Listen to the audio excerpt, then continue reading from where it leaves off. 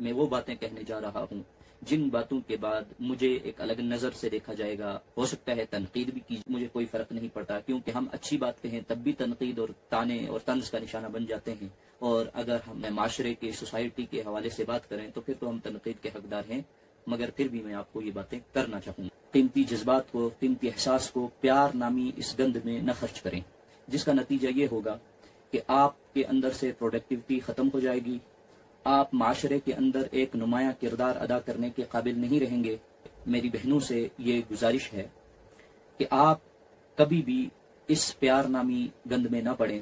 آپ کے اندر سے سیلف ریسپیکٹ ختم ہو جائے گی، آپ کے اندر سے خودداری ختم ہو جائے گی، آپ ایک کھلونا بن کر رہ جائیں گی۔ السلام علیکم ورحمۃ اللہ وبرکاتہ۔ میں اپنے نوجوان بھائی بہنوں کے لیے بڑی اہم اور قیمتی بات کرنے جا رہا ہوں، آپ سب کے لیے یہ بڑی مفید ثابت ہوگی۔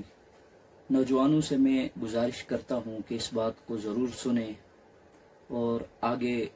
اپنے بھائی بہنوں تک ضرور پہنچائیں، بالخصوص ان تک جو ان باتوں کے اصل مصداق ہیں۔ بہرحال میں وہ باتیں کہنے جا رہا ہوں جن باتوں کے بعد مجھے ایک الگ نظر سے دیکھا جائے گا، ہو سکتا ہے تنقید بھی کی جائے، مختلف لوگ مختلف طریقے کے تبصرے کریں میری اس باتوں پر، مجھے کوئی فرق نہیں پڑتا، کیونکہ ہم مولویوں کی، ہم اللہ والوں کی زندگی ایسے ہی ہے کہ ہم اچھی بات کہیں تب بھی تنقید اور طعنے اور طنز کا نشانہ بن جاتے ہیں، اور اگر ہم معاشرے کی سوسائٹی کے حوالے سے بات کریں تو پھر تو ہم تنقید کے حقدار ہیں، مگر پھر بھی میں آپ کو یہ باتیں کرنا چاہوں گا۔ پہلی بات کہ میں نوجوان لڑکوں سے کہنا چاہتا ہوں کہ دور حاضر فتنوں کا دور ہے، فیشن پرستی کا دور ہے، نقلی ریلز لائف کا دور ہے، ریل لائف کو اہمیت حاصل نہیں ہے، جو دکھتا ہے وہی بکتا ہے، جو لوگ آپ کو دکھاتے ہیں اصل میں وہ ہوتے نہیں ہیں، اس لیے اپنی زندگی کے قیمتی وقت کو، قیمتی جذبات کو، قیمتی احساس کو پیار نامی اس گند میں نہ خرچ کریں۔ پیار کبھی بھی یہ نہ کریں کسی لڑکی کی خوبصورتی دیکھیں اور اس کے پیچھے اپنے جذبات، احساس، اپنے وقت کو خرچ کریں، جس کا نتیجہ یہ ہوگا کہ آپ کے اندر سے پروڈکٹیوٹی ختم ہو جائے گی، آپ معاشرے کے اندر ایک نمایاں کردار ادا کرنے کے قابل نہیں رہیں گے، آپ نفسیاتی بیماریوں کے، پریشانیوں کے شکار ہو جائیں گے، آپ کے اندر اصل جذبات ختم ہو کر نقلی جذبات آ جائیں گے، آپ نقلی چیزوں کی طرف زیادہ دوڑنا شروع کر دیں گے، جیسے کہ آپ کے اندر غصہ آ جائے گا، آپ کے اندر سے جو ہے عقل، شعور اور سنجیدگی ختم ہو جائے گی، اکثر و بیشتر آپ وقت پر صحیح فیصلہ کرنے کے قابل نہیں رہیں گے۔ اور میری بہنوں سے یہ گزارش ہے کہ آپ کبھی بھی اس پیار نامی گند میں نہ پڑیں، آپ کے اندر سے حیا ختم ہو جائے گی، آپ کے اندر سے سیلف ریسپیکٹ ختم ہو جائے گی، آپ کے اندر سے خودداری ختم ہو جائے گی، آپ ایک کھلونا بن کر رہ جائیں گی، آپ کی عزت کم ہو جائے گی، آپ آخر کار دیکھیں گی کہ اگر آپ کو وہ چیز حاصل بھی ہو گئی جس کے پیچھے آپ جذبات کو، احساس کو، اپنی حیا کو، اپنی انا کو، اپنی خودداری کو، اپنی سیلف ریسپیکٹ کو گرا رہی ہیں، پھر آخر میں یہ ہوگا کہ اگر آپ کو حاصل بھی ہو جائے گی تو حاصل ہونے کے بعد آپ کے پاس پریشانیوں کے علاوہ کوئی چیز آئے گی نہیں، کیونکہ جو رسپیکٹ آپ چاہیں گی وہ آپ کو ملے گی نہیں، آپ کو ہمیشہ ملے گی ٹوک ٹونٹ، بے عزتیاں، آپ کو ایک نیچی نظر سے دیکھا جائے گا، آپ کو حقیر نظر سے دیکھا جائے گا، تو بالآخر آپ اپنے آپ کو کوسیں گی، اس وقت جو ہے آپ بڑی کوشش کریں گی کہ میرا یہ فیصلہ کسی طریقے سے صحیح ثابت ہو جائے، پر فیصلہ صحیح ثابت نہیں ہوگا، بالآخر آپ اپنے ہی کیے ہوئے فیصلے پر ایسی نادم، ایسی جو ہے پریشان، ایسی جو ہے افسوس کرنے والی بن جائیں گی کہ آپ لوگوں سے ہاتھ پاؤں پھیلا کر جو ہے بڑے کوشش کریں گے، جتن کریں گے، ارلے ترلے کریں گی کہ میرے اس فیصلے کو کس طریقے سے آپ صحیح ثابت کر سکیں، کہ میرا جو ہے ہم سفر ہے میری عزت کرے، پر ہوگا ایسا نہیں۔ بہرحال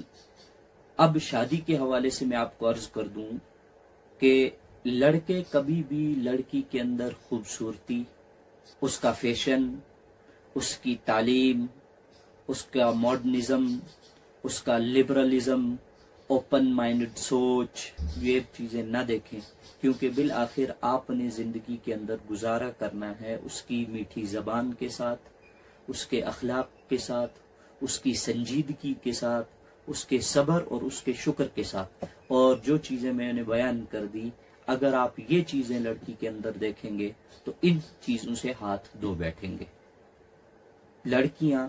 لڑکوں کے اندر جب اپنے ہمسفر لائف پارٹنر کے لیے انتخاب کرنے کی کوشش کریں تو ہمیں کبھی بھی لڑکے کا جو ہے اس کا لائف سٹائل، اس کی امیری، اس کا مال دولت، اس کے پاس گاڑی بنگلہ ہے، اس کی فیشن پرستی، اس کا موبائل فون، وہ گھر میں اکلوتا ہے، لاڈل ہے، یہ چیزیں نہ دیکھیں۔ لڑکے کے اندر جو چیزیں دیکھنے کے قابل ہیں وہ یہ دیکھیں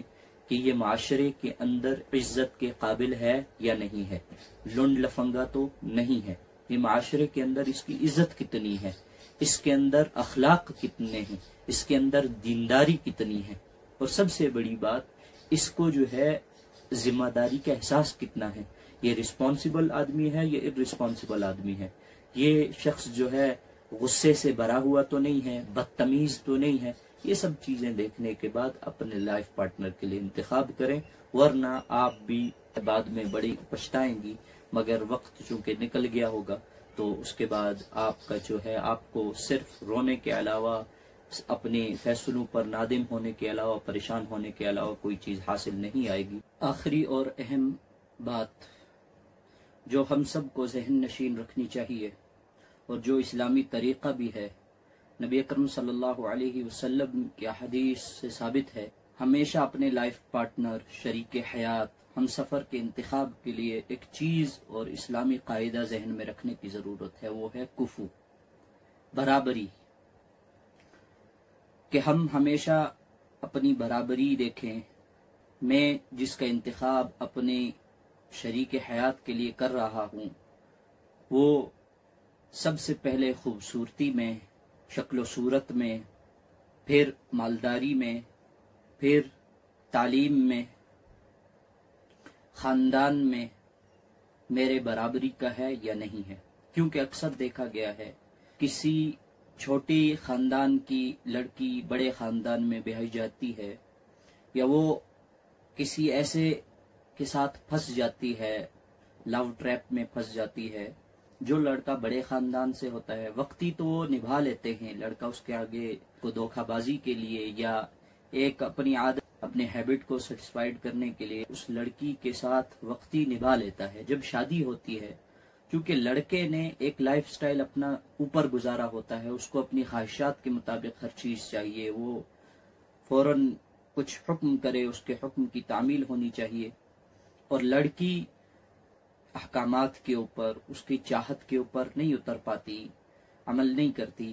تو وہ لڑکی اس نے اپنی زندگی کے اندر ہمیشہ اپنی خواہشات کو پورا کیا ہوتا ہے،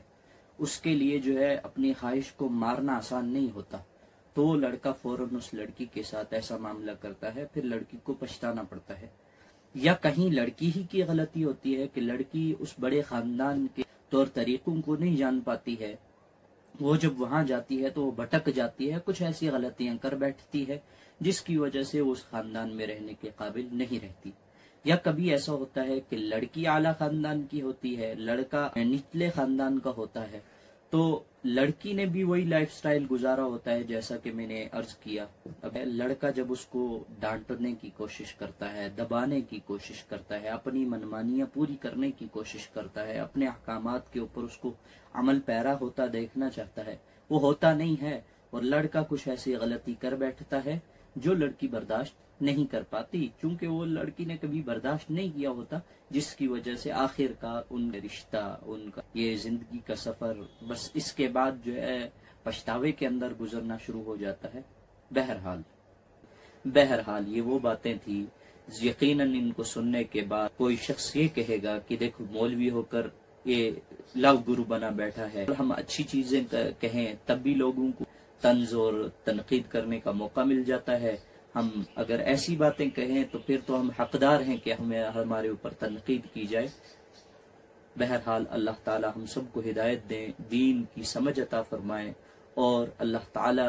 کے فیصلوں پر، اللہ تعالی کے احکامات کے اوپر صابر شاکر ہو کر فرما بردار ہونے کی توفیق عطا فرمائیں. وآخر دعوانا ان الحمد للہ.